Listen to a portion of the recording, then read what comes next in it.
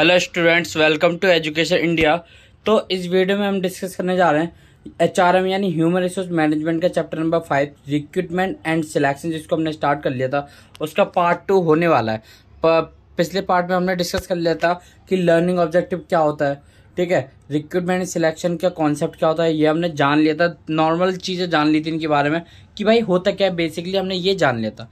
फिर source of recruitment हमने जान ली थी, जिसमें हमने पहला पढ़ा था इंटरनल सोर्स। हमने ओनली अभी तक इंटरनल सोर्स डिस्कस किया था, और इस वीडियो के अंदर हम करेंगे एक्सटर्नल सोर्स को डिस्कस। कौन कौन से टॉपिक है जो इस वीडियो के अंदर हम डिस्कस करेंगे। पहला होगा एक्सटर्नल सोर्सेज ऑफ रिक्रूटमेंट, यानी रिक्रूटमेंट करने के कौन कौन से एक्सटर्नल सोर्सेज होते हैं।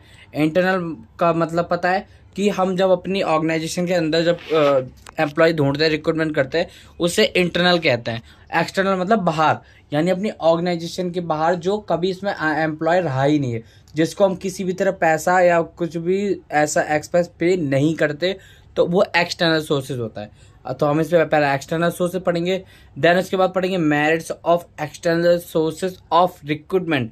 रिक्रूटमेंट की जो एक्सटर्नल सोर्सेज है उसके मेरिट्स, डीमेरिट्स एंड कंपैरिजन पढ़ेंगे इंटरनल एंड एक्सटर्नल रिक्रूटमेंट के बीच में। फिर रीसेंट ट्रेंड पढ़ेंगे इन रिक्रूटमेंट कि भाई अभी कौन सा ट्रेंड चल रहा है रिक्रूटमेंट में, और अभी रिक्रूटमेंट किस तरह की जा रही है। रिक्रूटमेंट प्रैक्टिसेस इन इंडिया, यानी रिक्रूटमेंट की जो प्रैक्टिस है वो इंडिया में किस तरह होती है, ये भी हम इसके अंदर जानेंगे। तो सबसे पहला जो हमारा टॉपिक होने वाला है वो होने वाला है एक्सटर्नल सोर्सेज।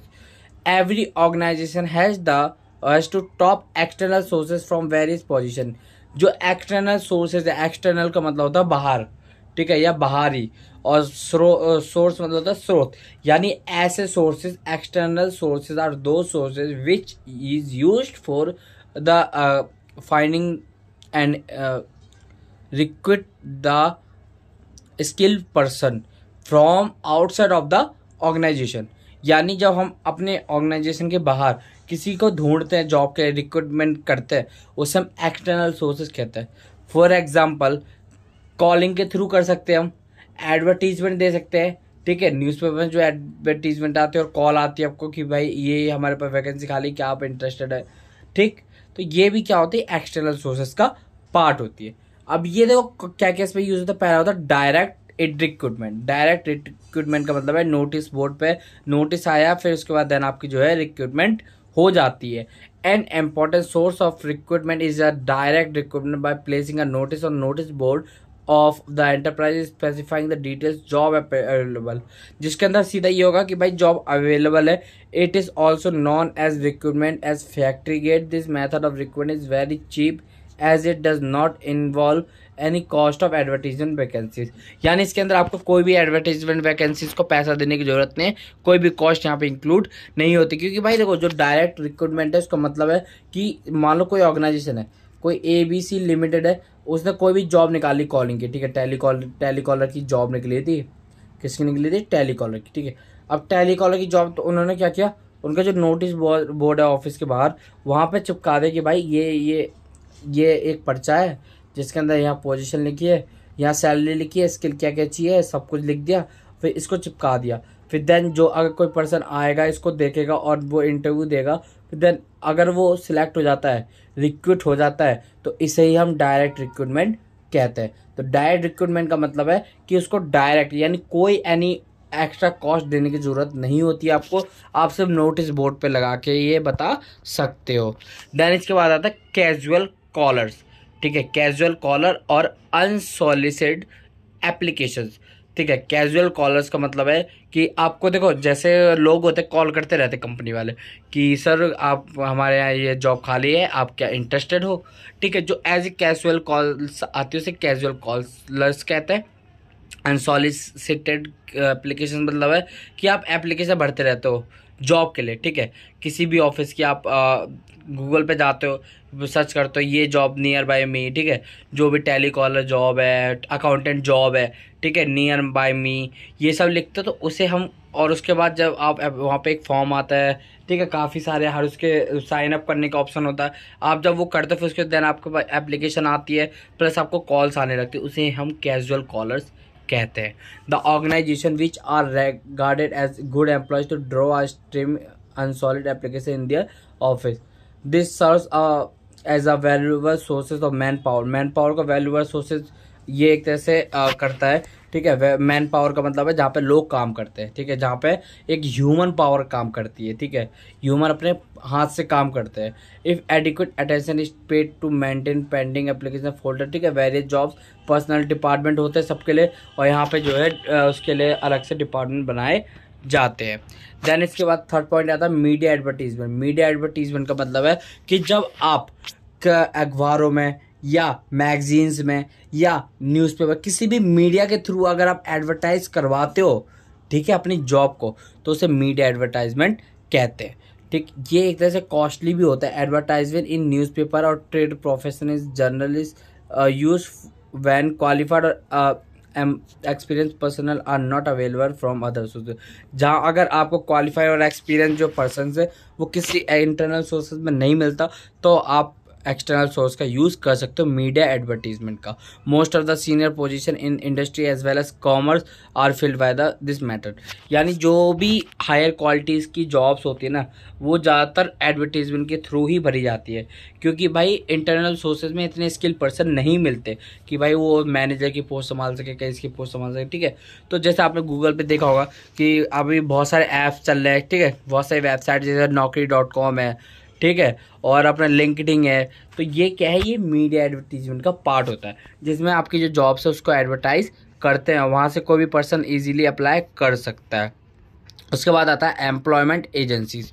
एम्प्लॉयमेंट एजेंसी का मतलब होता है जैसे कोई भी हो सकता है, कंसल्टेंसी होती है, ठीक, वो जो जॉब दिलाती है, फिर देन एम्प्लॉयर और एम्प्लॉय दोनों से पैसा लेती है, ठीक है, कुछ कुछ परसेंट लेती है वो सैलरी का, तो उस हिसाब से वो जॉब दिलाती है। Employ exchange run by government as a good source of recruitment unskill, semi skill और स्किल ऑपरेटेड जॉब्स। यानी या तो फिर उसके वो अनस्किल है, या उसके पास आधी स्किल है, या पूरा स्किल पर्सन है जो काम कर रहा है, ठीक है। और कंपलसरी नोटिफिकेशन ऑफ वैकेंसी, यानी जो वैकेंसीज का नोटिफिकेशन है वो कंपलसरी देती है। एक तरह से कंसल्टेंसी होती है, ठीक है, कंसल्टेंट होते हैं जो लोगों को जॉब प्रोवाइड करवाते हैं, यानी एक तरह से एज ए एजेंट वर्क करते हैं वो लोग, ठीक है, कंपनी के बिहाफ पे वो जॉब दिलवाते हैं। मैनेजमेंट कंसल्टेंट और हेड हंटर्स। मैनेजमेंट कंसल्टेंट का मतलब है कि मैनेजर ने बोला कि भाई हमें इस प्लेस के लिए इतनी जॉब चाहिए, ठीक है, इतनी जॉब है, इतने बंदे चाहिए, ठीक, तो उसे हम कहते हैं। इसके बाद आता है एजुकेशनल इंस्टीट्यूट और कैंपस रिक्रूटमेंट। जैसे अपना SOL है, ठीक है, SOL ड्यू को ले लो, इसमें जो MBA वाले स्टूडेंट्स हैं उनकी कैंपस होती है, ठीक है, कैंपस रिक्रूटमेंट उनकी कराई जाती है। कैंपस रिक्रूटमेंट का मतलब है, और एजुकेशनल इंस्टीट्यूशन और कैंपस रिक्रूटमेंट का मतलब यही होता है कि स्कूलों में, कॉलेजेस में जो भी पर्सन है उनकी रिक्रूटमेंट कराई जाए, ठीक है। ये job in commerce industry have been become technical and complex to the point where the college degree diploma wider required. जहाँ पे कॉलेज डिग्री और डिप्लोमा अब रिक्वायर होता है, वहीं पे ये जो कैंपस वो लगाया जाता है। इसमें यूनिवर्सिटीज़ आती है, वोकेशनल इंस्टीट्यूशंस आते हैं, मैनेजमेंट इंस्टीट्यूशंस आते हैं, ठीक है। फॉर एग्जांपल MBA कोर्स वाले होते हैं, ठीक है, MBA की प्लेसमेंट होती है ड्यू के अंदर पूरी, ठीक। इसके बाद वेरियस जॉब में रिक्रूटमेंट हो जाती है, एजुकेशनल के साथ हो सकती है, और जो प्रैक्टिस में भी है वो भी इसमें अप्लाई कर सकता है। फिर देन उसके बाद इसका लास्ट पॉइंट आता है रिकमेंडेशन एंड रेफरेंस। रिकमेंडेशन का मतलब है कोई किसी को अगर रेफ़र करता है, ठीक है, रेफ़र और रिकमेंडेशन वैसे बात एक ही है, बट जो रिकमेंडेशन होता है उसका मतलब होता है कि भाई वो कह रहा है कि हाँ मेरे एक दोस्त है, मान लो किसी ने बोला कि भाई टेलीकॉलर की जॉब खाली है मेरे ऑर्गेनाइजेशन में, तो उसने बोले हाँ मेरा भाई या दोस्त है, तो वो उसका आप ले सकते हो इंटरव्यू वगैरह, वो जॉब करने को तैयार है, ठीक। तो इसे हम रिकमेंडेशन कहते हैं। रेफरल का मतलब आपने उसे बोल दिया भाई यहाँ जॉब निकली है, ठीक है, तो मेरे रेफरेंस से जा, इंटरव्यू दे, हो गया तो वहीं पे जॉब कर, उसे रेफरेंस कहते हैं। जो आपका नाम यूज़ करके आता है वो आता है मेरिट्स। यानी देखो अगर आप एक्सटर्नल सोर्सेज का यूज़ करते हो तो आपको क्या क्या से फ़ायदा होगा। पहला होगा क्वालिफाइड पर्सनल। क्वालिफाइड पर्सनल का मतलब है कि आपको क्वालिटी वाले पर्सन्स मिलेंगे जो अच्छे स्किल वाले होंगे, एक्सपीरियंस होगा जिनके पास, ठीक है, वो यहाँ पे आपको पर्सन मिलते हैं, क्योंकि आपके पास जो है ना वाइडर चॉइस होती है एक्सटर्नल सोर्सेज में। जो इंटरनल सोर्सेज होता है उसके अंदर लिमिटेड चॉइस होती है। वाइडर चॉइस, देखो मैंने बताया वाइडर चॉइस होती है। फ्रेश टैलेंट, यानी आपको फ्रेश टैलेंट मिलता है, ठीक, जैसा आपको टैलेंट चाहिए वैसा वहाँ आपको मिलता है न्यू आइडियाज़ के साथ। देखो अगर किसी चीज़ की मेरिट्स है तो डीमेरिट्स भी, अच्छा है तो बुराई भी होती है।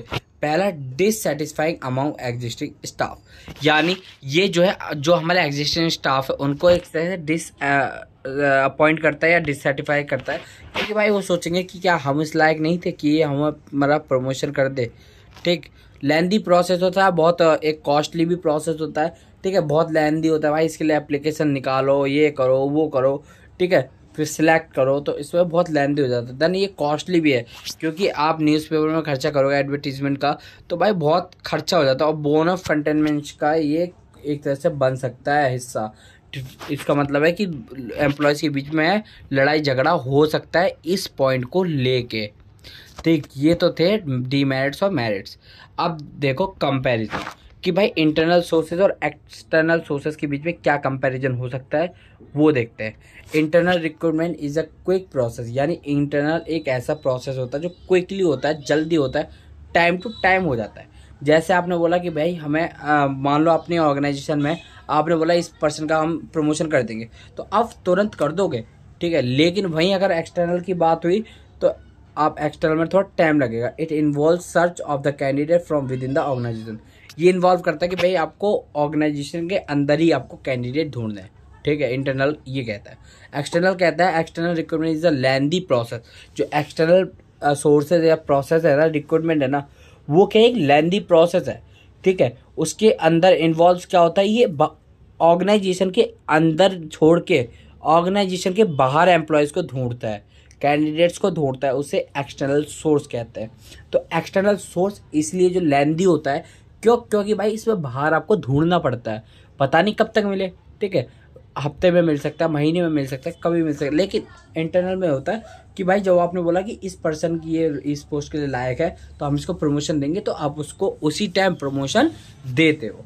This process is a cheaper, यानी जो इंटरनल है वो एक चीपर प्रोसेस होता है। It does not include any cost of contraction and इसके बीच में इसमें कोई कॉन्ट्रैक्ट नहीं होता, कोई इसमें पैसा नहीं लगाया जाता।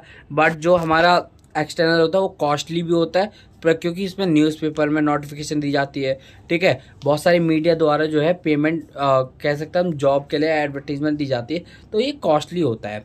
The existing staff members are motivated to improve their performance. अगर आप अपने इंटरनल ऑर्गेनाइजेशन में ही किसी को चुनते हो तो उससे जो है ना, और जो भी अपने आपके एम्प्लॉयज़ है या जिसको आपने प्रमोशन दिया वो एम्प्लॉय है ना, वो मोटिवेट होता है काम करने के लिए, कि भाई मेरे मालिक ने मुझे प्रमोशन दिया, मैं भी अच्छा करके दिखाऊंगा, तो वो भी मेहनत करता है। बट इसमें क्या डिससेटिस्फाई हो जाता है। For choice of candidate is limited, यानी लिमिटेड क्या, जो हमारा इंटरनल सोर्सेज है ना, उसके अंदर जो चॉइसेस है कैंडिडेट्स के वो लिमिटेड होती है। यहाँ पे फ्रेश चैलेंज नहीं होता। लेकिन जो एक्सटर्नल सोर्सेज होते हैं उसमें फ्रेश भी होता है टैलेंट, प्लस उसमें बहुत सारी आपको वैरायटी मिल सकती है या आपको वाइडर चॉइस मिलती है इसके अंदर। Internal sources help in saving time, यानी जो इंटरनल सोर्सेज है उससे टाइम की बचत होती है, बट इससे टाइम कंज्यूम होता है, ठीक है। एक्सटर्नल टाइम कंज्यूमिंग भले ही है, लेकिन बहुत बढ़िया प्रोसेस होता है। इंटरनल से तो बेटर लगता है, क्योंकि भाई इंटरनल में इतना नहीं होता जितना एक्सटर्नल में आपको पास चॉइस होता है।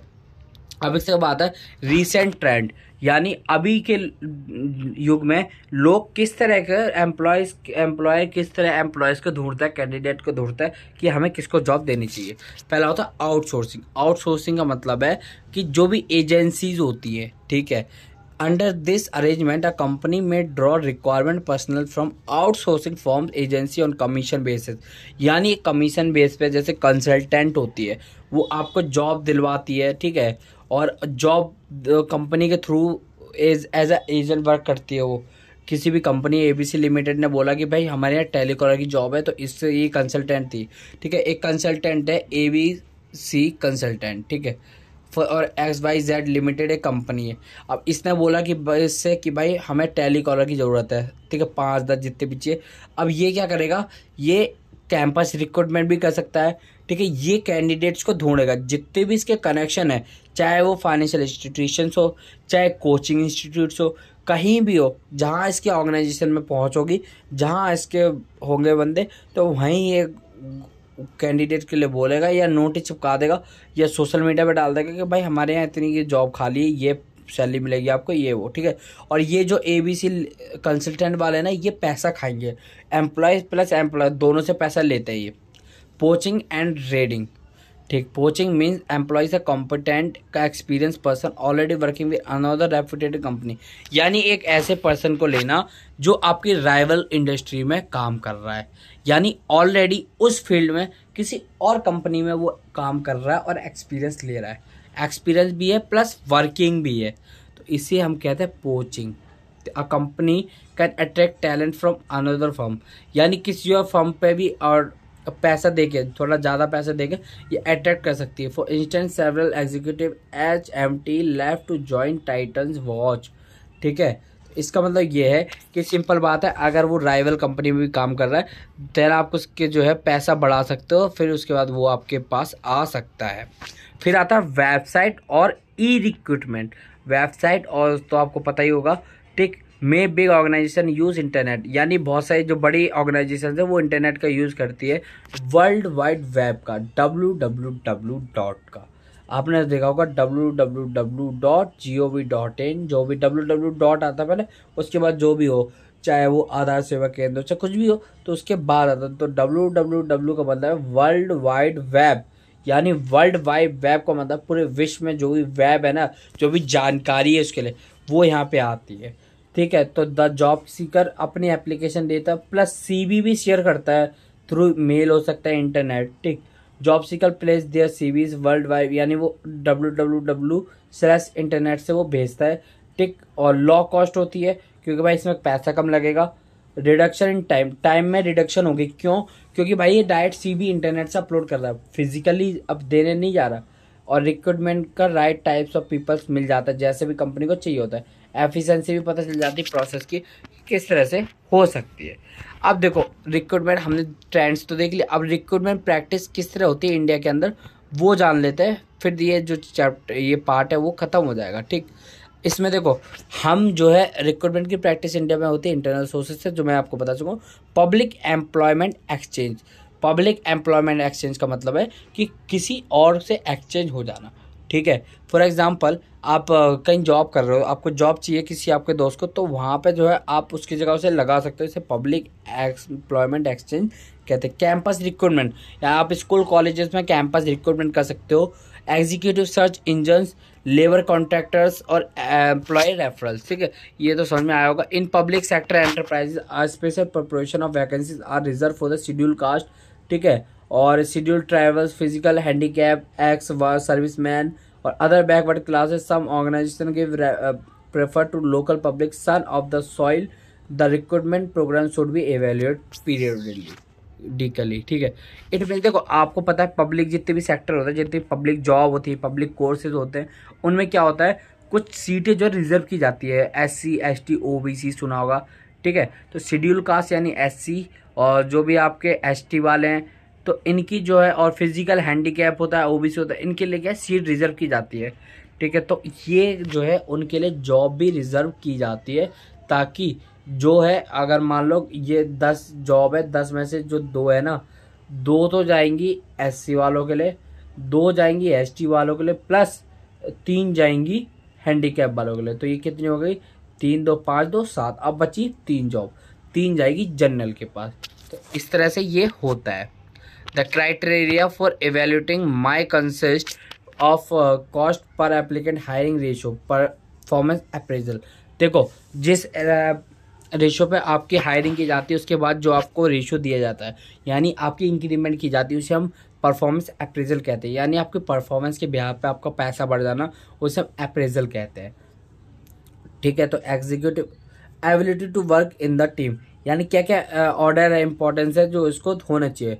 एनालिटिकल प्रॉब्लम सॉल्विंग स्किल होनी चाहिए उसके अंदर, सॉफ्ट स्किल होनी चाहिए, क्रिएटिविटी होनी चाहिए, ताकि वो जो कंपनी के बारे में सोच के हमें क्या क्या करना चाहिए। लीडरशिप पोटेंशियल, यानी वो लीड करने वाला पर्सन होना चाहिए। जनरल मैनेजर स्किल होनी चाहिए, और एंटरप्रेन्योरियल स्किल्स भी होनी चाहिए, ताकि वो दूसरे पर्सन को अपनी बातों में ला सकता है और अपने जो है प्रोडक्ट को बेचना है, जो भी करना है उसका काम वो अच्छे से कर सकता है, ठीक है। तो इस तरह हमने जो है रिक्रूटमेंट का पूरा कॉन्सेप्ट है उसे ख़त्म कर लिया है। नेक्स्ट पार्ट आएगा, उसमें हम डिस्कस करेंगे सिलेक्शन का पूरा प्रोसेस। ठीक है, अब हमने रिक्रूटमेंट जो था ना, रिक्रूटमेंट 2 पार्ट में ख़त्म कर लिया। सिलेक्शन भी आई थिंक 2 पार्ट में बच जाएगा, लेकिन टेंशन मत कीजिए, वो भी आपके जल्दी ख़त्म हो जाएगा। ठीक है, तो वीडियो कैसी लगी, वीडियो अच्छी लगा तो लाइक कर देना, चैनल पर नहीं तो चैनल को सब्सक्राइब कर देना। तो मिलते जल्दी नेक्स्ट वीडियो में। Thank you so much for watching.